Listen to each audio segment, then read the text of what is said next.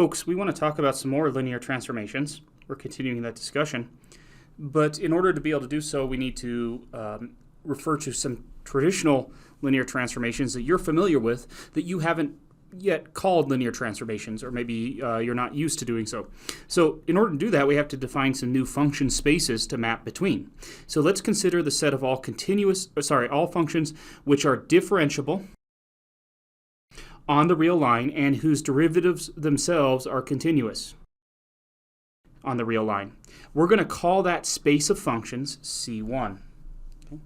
Now, it's worth double checking that I'm calling that a space of functions. We already know that the space of all real valued functions forms a vector space. And what we could confirm is that the space of all C1 functions is also a vector space. That is, if I take two functions that are differentiable and whose derivatives are themselves continuous, and I add them together, I still get a function that is differentiable and whose derivative is continuous. The same thing is true about scalar multiplication. So that shows that the C1 functions form a vector subspace. Folks, if you're not feeling confident about what I just said, please go back and look at the vector subspace handout from class and let me know what questions you have on that. Or feel free to reach out to me and I'd be happy to answer any questions. So we're going to go ahead and let Cn, C sub n, denote the space of functions that are n times differentiable and whose nth derivative is itself continuous on the real line. Finally, we'll use the symbol C infinity to denote the space of functions that are, I'm sorry, that's incorrect, folks. We'll use the symbol C sub 0 to denote the space of functions that are continuous on the real line. So one way to just talk about the space of continuous functions is to say C0, and that notation will stick with you for the rest of your math career.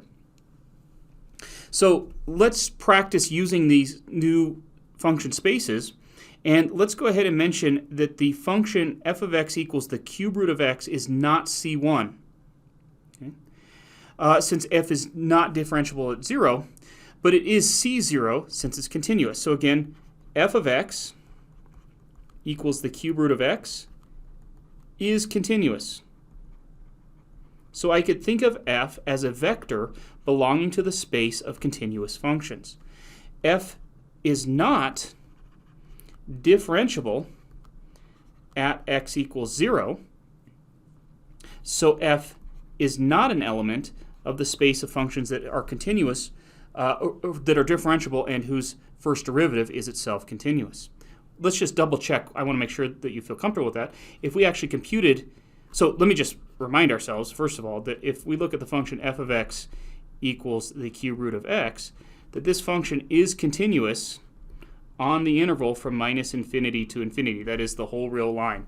Careful, sometimes I've had students previously incorrectly think that it's not continuous at 0. It is, because I can take the cube root of 0 and it's 0, and that's what I get when I evaluate the limit as x approaches 0 as well. So we are continuous at 0. We're continuous everywhere. I can take cube roots of negative numbers, I can take cube roots of irrational numbers, etc., and everything works out nicely. But if I go to compute the derivative of f, its derivative is 1 over 3x to the 2/3 power, and it is not continuous at x equals 0. Okay. And let's put it another way. If I were to list where it is continuous, it's continuous on these intervals here from minus infinity to 0, and again from 0 to infinity. But the derivative, even though I can take the derivative of f for most values of x, I cannot take the derivative of f for x equals 0. And so we are not, we're certainly not C1. Okay? Let's keep working with this notation. The function g of x equals x squared, it is C1. How come? Because its derivative exists. What's the derivative of x squared? It's 2x. And that not only exists for all real numbers, but this function itself, g prime of x equals 2x, if we were to look at its graph, is a nice continuous function. Okay. In fact, we could actually take that further. G of x is also C2. So again, we started with g of x equals x squared. Its first derivative is equal to 2x, which is continuous on the real line. So g is in the space of c1 functions, but we can also compute its second derivative, which would just be 2, which is continuous on the real line. So g is also c2. We could actually take that even further, and in fact, g of x is said to be c infinity. Why? Because if I take higher order derivatives, if I say g triple prime of x, I get 0. If I take g to the fourth derivative of x, I also get 0. And I can take as many derivatives as I want, and I always end up with a function that is continuous. So as a challenge, I'd like you to give yourself an example of a function that is c1 but not c2. Careful. c1 means its first derivative exists and is continuous. c2 means that its second derivative exists and continuous. So you're looking for something in the dividing line there. I'll give you a hint. It's kind of like this function here, even though this function wasn't even c1. And if you get stuck, there's a hyperlink for you. So continuing on, now what we can do, remember we're talking about linear transformations, and I can say that the derivative, and sometimes I'll call it the derivative operator or the derivative transformation, that the derivative operator is a linear transformation. Oof. That's kind of a mouthful, folks. If I've lost you on any subpart of our discussion, then that sounds like a lot of gibberish. Let's just talk about what we mean here. We've got the space of all functions, and sitting inside the space of all functions, we've got these C1 functions. These are the functions that are continuous and these are the functions who are differentiable and whose first derivative is continuous. We also have the space of functions that are just continuous. And so if I take a function like the function x squared, that's a function that lives in C1. We just said that a moment ago. And if I apply the derivative linear transformation to it, I would get d of x squared, but we know how to compute the derivative of x squared. We get that that's 2x, which is a function that is continuous. So notice what I'm thinking of here is first of all, I'm thinking of my functions as vectors, and then I'm looking at specifically the subset of functions that are differentiable and whose derivative is continuous, and I'm calling that a subspace, C1. And so my D, my linear operator, takes the C1 functions and maps them to the C0 functions. And so it is indeed a linear transformation. So what I'd like you to do is I'd like you to prove that it's a linear transformation. What do we mean by that?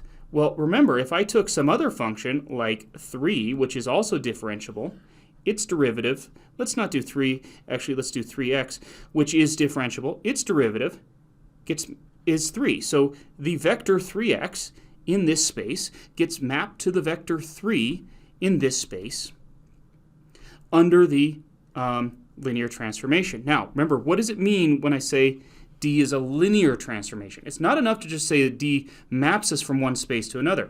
It has to satisfy these properties that we looked at here, where we can do interchange we can sum together two vectors, then take the transformation, or we can do the transformation of each vector and then sum them together. I can take a vector and scalar multiply it and then do the transformation, or I can do the transformation to a vector and then do the scalar multiplication, and I should get the same thing. So I just want to convince you of that. Here, if I were to add together these two vectors, I'd get the new vector x squared plus 3x, and if I were to take its derivative, what do I end up with? Its derivative would be 2x plus 3, and so that's where that gets mapped to under the transformation.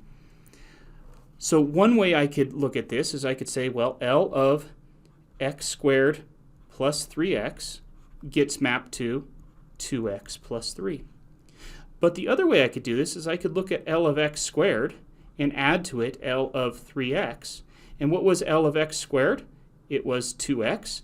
And what was L of 3x?